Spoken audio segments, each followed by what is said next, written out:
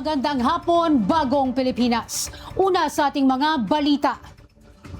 Matapos lagdaan ni Pangulong Ferdinand R. Marcos Jr. ang pambansang pondo ngayong taon, mayroong paninindigan ang mga mambabatas.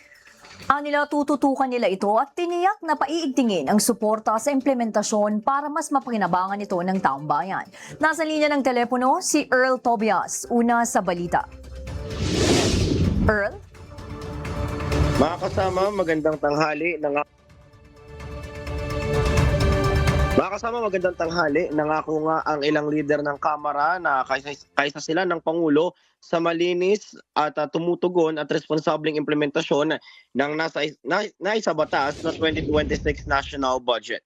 Kabilang sa mga nagpahayag ng suporta, sina House Deputy Speaker Jay Kung Hoon, House Appropriations Committee Chairperson Micaela Swansing, at Appropriations Committee Vice Chairperson Zia Alonto Adyong.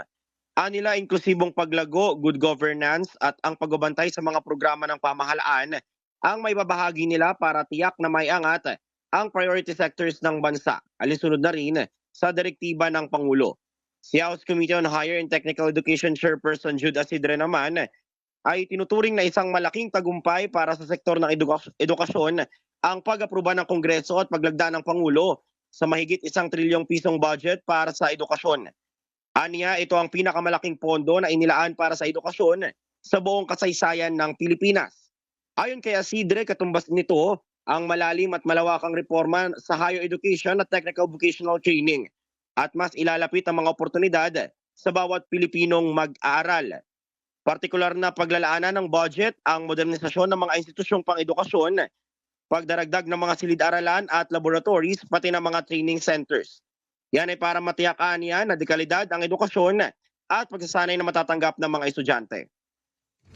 Mga kasama, samantala, pinuri naman ni House Public Order and Safety Committee Chairperson Rolando Valeriano ang pagbito ng Pangulo sa halos 92 bilyong halaga ng unprogrammed appropriations.